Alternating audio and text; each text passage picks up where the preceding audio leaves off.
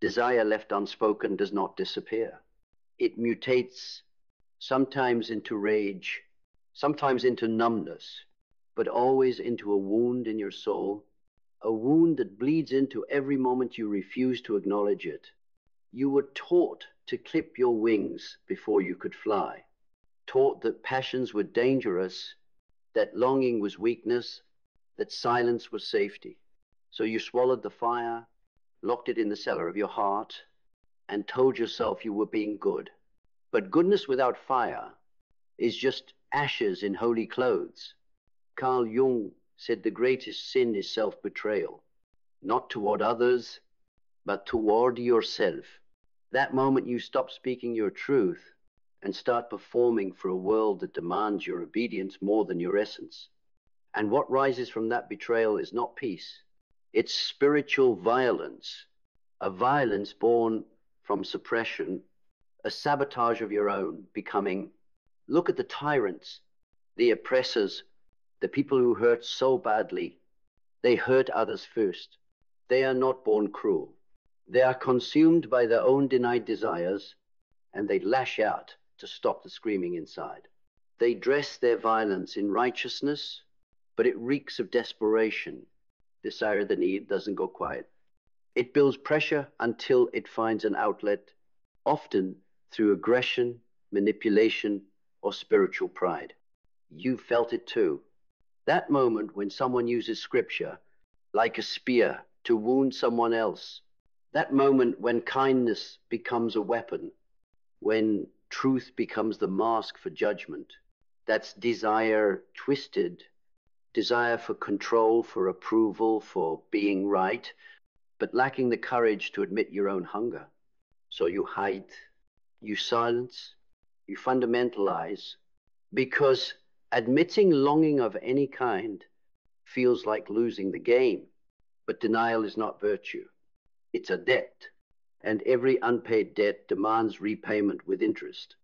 That's why churches fracture, why leaders fall, why souls break under the weight of their own unread letters. The body betrays it eventually.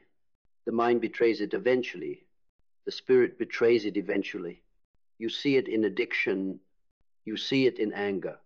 You see it in the cruelty of people who once claimed they were called. You see it in yourself when you respond to hunger with shame instead of curiosity. You see it when you avoid emotion instead of integrating it. You see it in every time you preach peace, while your soul trembles beneath your chest. What if desire was never the guest to fear, but the signal you never learned to read? What if your longing, sexual, spiritual, creative, relational, is not your enemy, but your guide? A compass pointing to what sits unfulfilled within you. Because desire is not distortion. It is direction. It tells you where your soul has been wounded and where it still needs to bloom. Repressed desire doesn't disappear. It turns predatory, but desire that is acknowledged becomes devotional energy, not shouts, but creation, a fire that fuels purpose, not destroys you or controls anyone else. So what happened to your longing for connection, for intimacy, for significance, for freedom, for adventure, for God? Where did it go? And when it returns, will you mute it again or will you listen?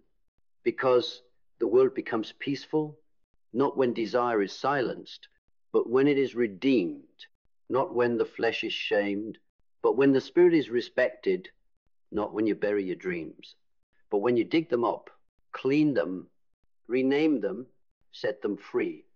You stand at the edge of quiet warfare, the war we wage inside against our own divinity, the conflict we start when we bury our voice, our vision, our visceral ache.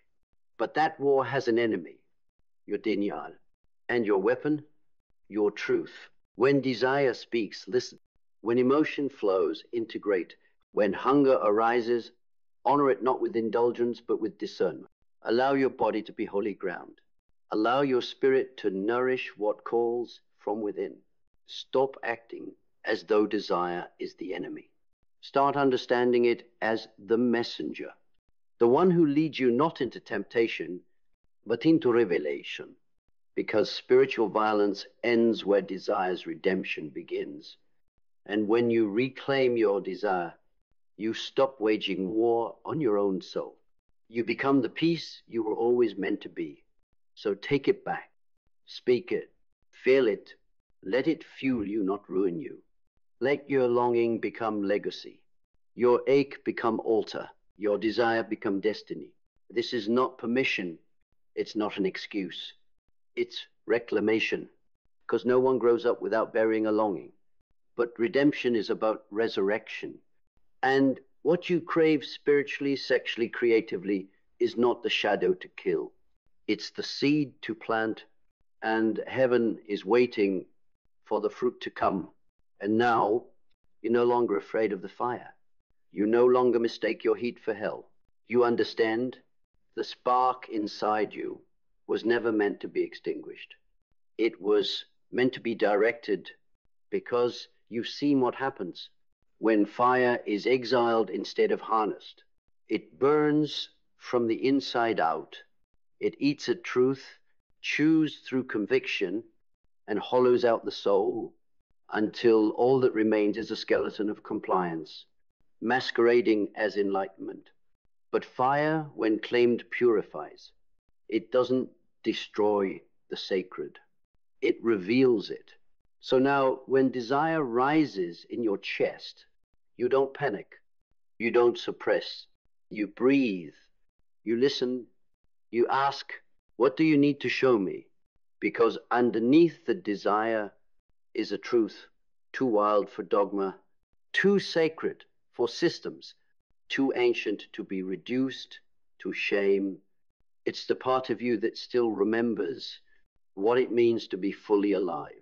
The version of you that danced before they taught you to sit still. That spoke before they told you to be quiet. That burned with a holy yes before anyone gave you a reason to say no.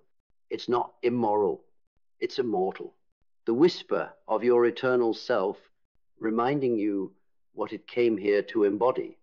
And when you listen, truly listen, you no longer run toward numbness. You no longer medicate your longing with distractions or call your isolation discipline.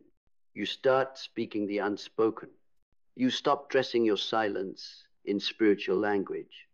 You reclaim the sacred rhythm of your flesh and the sovereignty of your desire, because your spirit does not grow through denial.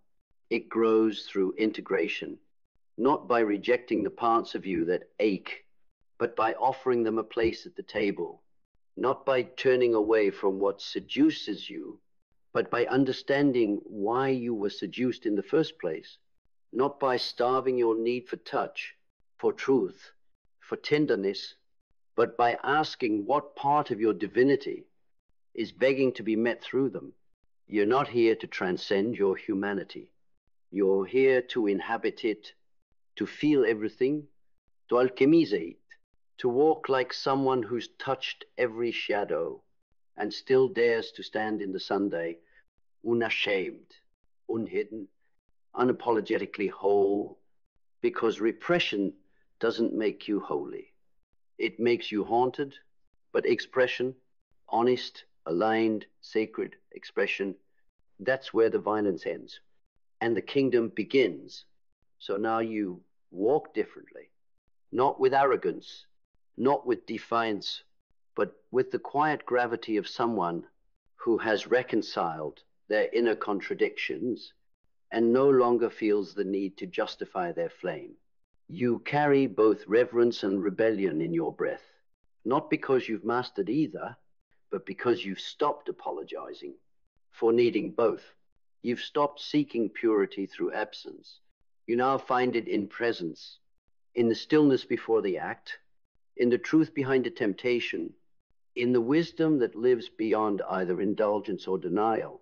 And suddenly, you're no longer seduced by extremes. Not the cold monk who has buried his longing under ritual, not the wild hedonist who calls his addiction freedom. You choose a third way, the way of embodied divinity, where God is not outside of you, but within, where you no longer pray to escape your humanity. You pray to inhabit it more fully, and your desire becomes a prayer, a petition not for gratification, but for union, for integration, for wholeness, because now your longing isn't loud.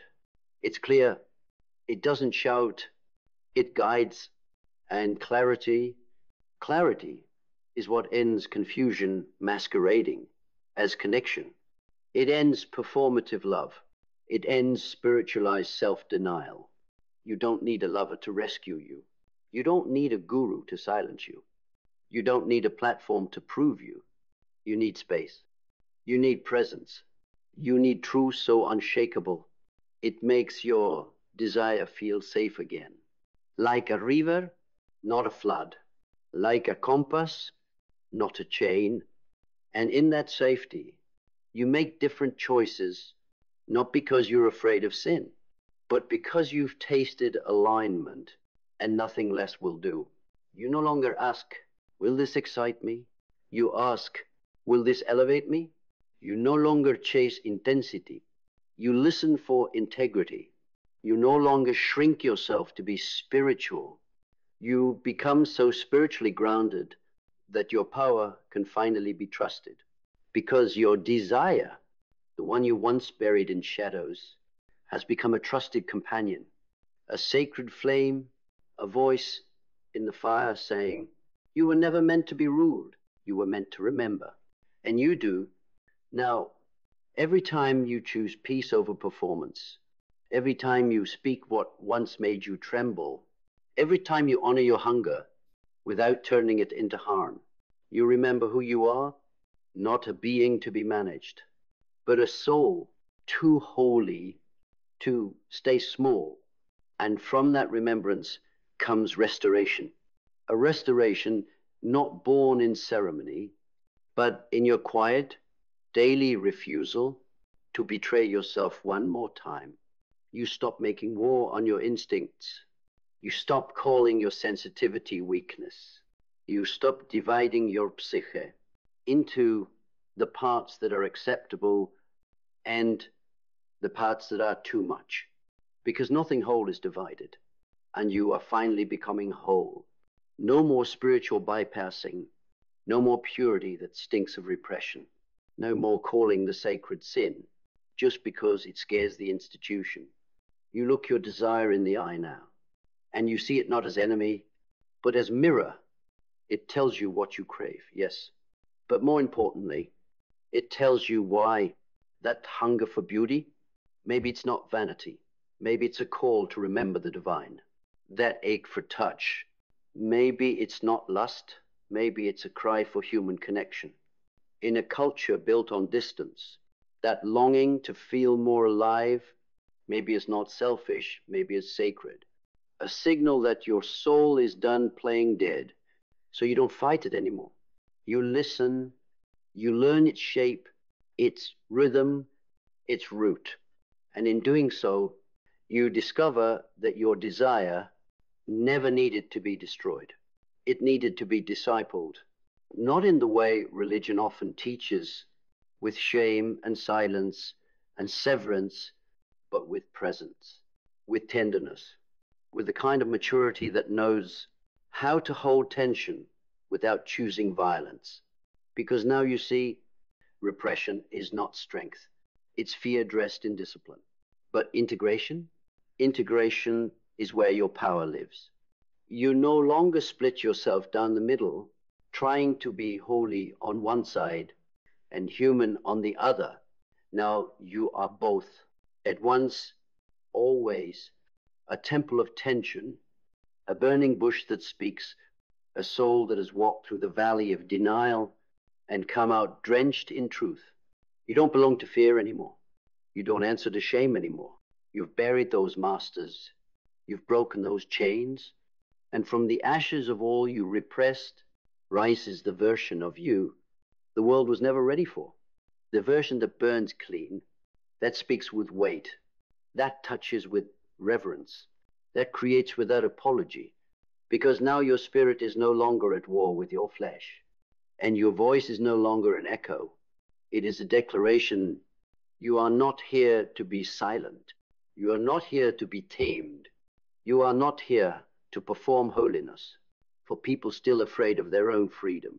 You are here to embody truth, to express the divine, to incarnate desire, without distortion, without disguise, without fear. Because repressed desire breeds spiritual violence, but expressed desire sacredly and honestly held, that births liberation. So now you turn inward, not to hide, but to listen, not to isolate, but to witness the silent movements of your own soul, long ignored beneath layers of compliance, performance, and fear. And in that inward turning, you meet what no one could name for you, the place where your longing lives. Not the craving you learned to suppress, but the root, the source of it all, the primal urge to connect, to merge with something larger, deeper, higher than the body alone could ever contain. It was never just about sex, never just about power, never just about hunger. It was about wholeness, about union, about returning to the memory that you were made to be complete, not by dividing yourself into parts, but by sanctifying every part that religion told you to reject. Because that ache inside you, it's not a flaw, it's a compass. It's the call back to what is real, rough, and ultimately divine. You see, repression didn't just silence you, it severed you from the sacred. It told you your body was too much, that your fire was dangerous, that desire was deception. But désir isn't deception. Desire is direction. It points to where the sacred has been buried. It reveals where God has been exiled in the name of control. And now you reclaim it, not recklessly, not indulgently, but reverently, with discernment, not denial, with maturity, not fear, with devotion, not dogma, because you know the sacred is not fragile, and neither are you. You were never meant to be ruled by impulse, but neither were you meant to be ruled by fear. You were made to walk in power that is rooted in peace, in sensuality that doesn't perform, but heals, in freedom that isn't about escaping discipline, but embodying it fully. And this is where the real revolution begins, in the quiet choice to no longer distort the truth of who you are just to make others more comfortable, to no longer twist your voice into silence just to be seen as pure, to no longer shame your humanity in the name of holiness, because what's holy isn't always quiet. What's sacred doesn't always look polished. Sometimes it looks like a burning heart, refusing to dim. Sometimes it looks like an unfiltered yes to everything God placed within you, even the parts they told you to suppress. You are not here to be palatable. You are here to be true, fully, fiercely, finally. And when truth becomes your standard, not your strategy, you stop seeking approval as your oxygen. You stop negotiating with people who only know how to love a filtered version of you. You stop explaining the fire, because those meant to walk with you will already feel its warmth. Now you choose authenticity over acceptance. Now your presence isn't crafted to please, it's carved to cut through illusion. You no longer walk into rooms hoping to be invited. You are the invitation to depth, to truth, to encounter. And that changes everything. Your relationships shift. Your voice carries weight. Your eyes hold knowing. Because the person who no longer represses desire, but holds it with sacred precision, is the most dangerous kind of free. Not chaotic, consecrated, not reckless, refined, not desperate, devoted. because now you live in union with your soul. Now, your words come from the root. Now, your body is no longer waiting to be chosen. It has already chosen itself. And what follows that kind of reclamation is not a life of exile, but a life of expansion. The kind of expansion that threatens every system built on your silence. The kind of expansion that makes those still living in repression uncomfortable in your presence because they can feel the parts of themselves they still deny rising to the surface just by being near your light. But you don't dim. You don't apologize. You don't dilute your clarity to make their confusion feel safe. You stand rooted, rested, radiant, and in that stillness, you become a mirror for everyone who forgot their reflection. A voice for those who buried their own, a signal that it is still possible to live without shame, to burn without destruction, to desire without deception. You are no longer at war with yourself. You are no longer afraid of being too much. You are no longer trying to fix your fire, because now you are the fire and you are free. And in your freedom, you stop mistaking peace for passivity. You don't sit in stillness because you're tame. You sit in stillness because you are tuned to something older than culture, deeper than doctrine, more unshakable than reputation. You carry wisdom not in volume, but in vibration. And now, when you walk, the ground recognizes you, because you are no longer a borrowed shape. You are your original design, restored and unedited. You say no without apology. You say yes without shrinking. You love without performing, and you leave without guilt, because your boundaries aren't walls. They are declarations, sacred architecture for a life that refuses to host anything that dishonors your essence. And this essence, it cannot be captured by a title or controlled by a doctrine or consumed by someone who doesn't know how to chew truth. You have stepped into the kind of power that doesn't need to announce itself. It simply exists like thunder in a clear sky, like a lion that doesn't roar because it's hungry, but because it remembers who it is. This is what happens when you stop betraying your body to feel holy, when you stop amputating your desires to look disciplined, when you stop outsourcing your authority to voices that never lived your wounds. You walk differently. You speak slower.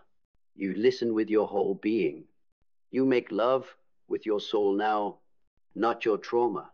You create not from scarcity, but from overflow. And every choice you make is an offering to the altar of the person you are becoming. Because your life is a temple now. And every breath, every boundary, every act of radical truth-telling is a form of worship, not to an image of perfection, but to the God that still lives in your bones, the one who never asked you to choose between your humanity and your holiness, the one who made no mistake when he filled you with longing, because now, you know, repressed desire breeds spiritual violence, but expressed desire, held in the hands of a healed soul, becomes the most sacred force in the universe. And now you understand there is nothing more dangerous to the systems that thrive on silence than a soul that has fully come home to itself. Because when you reclaim what was once hidden, you become untouchable in the way that only truth can make someone untouchable, not immune to pain, but immune to manipulation, not above emotion, but beneath no one's projection. You become sovereign, a kingdom unto yourself, not ruled by flesh, but no longer ruled by fear either. And this sovereignty reshapes everything. You don't just speak differently, you listen differently. You hear the force in someone's tone before the words finish forming. You feel the intention behind the action before the story gets told. You don't confront with violence. You confront with presence, and your presence alone begins to reveal what others try to hide with charm, with noise, with righteousness. Because there is something unnerving about a person who knows themselves fully, something confrontational about someone who no longer looks outside for permission to exist. You have become that confrontation, not in volume, but in essence. And those who cannot meet themselves will not be able to meet you. They will call you intimidating. They will call you cold. They will call you unyielding. But what they really mean is, you no longer need my version of you to survive. And that is terrifying to those who built their power on the parts of you that stayed asleep, but you are not asleep anymore. You see, with eyes that cut through illusion, you hold space that exposes pretense. You love with a fire that burns off the residue of every fake connection you once begged to last. Because now your love has standards, your presence has a cost, and your energy does not flow where your spirit is not free. This is what it means to be whole. This is what it means to walk redeemed, not sanitized, but sanctified, not perfect, but present, not pure in performance, but pure in power. And when you move from this place, you do not need to defend your light. You simply let it shine and watch as everything that was never real melts in its glow. And when everything false begins to fall away, you don't panic, you praise. Because loss is no longer punishment, it's pruning. You don't cling to what decays, you bless it as it breaks. You don't grieve the masks, you bury them. And in the silence that follows their shattering, you finally hear the voice that's been buried under performance for far too long. It's the voice of your essence, the one that doesn't tremble when tested, the one that isn't seduced by flattery, isn't controlled by shame, isn't moved by counterfeit invitations to belong. And in that voice is a language only the healed can speak. It says, I do not negotiate with confusion. I do not perform for access. I do not shrink to be digestible. This is clarity. This is command, not dominance, but divine authority. And from this place, your life becomes untangled, your purpose unmuddied, your path unmistakable. You stop striving to be understood by those still committed to misunderstanding themselves. You stop dressing your truth in soft tones just to be palatable to people who never had the capacity to receive it. You stop bending in rooms that were never built to hold someone like you, because you've remembered you are not for every space. You are not for everyone's comfort. You are for truth, for transformation, for the quiet revolution that begins when one soul dares to stand undivided. And now you stand not because the world is ready, but because you are, not because you've mastered your pain, but because you've made peace with your power. Not because there's no fear, but because your love for truth is louder than your fear of rejection.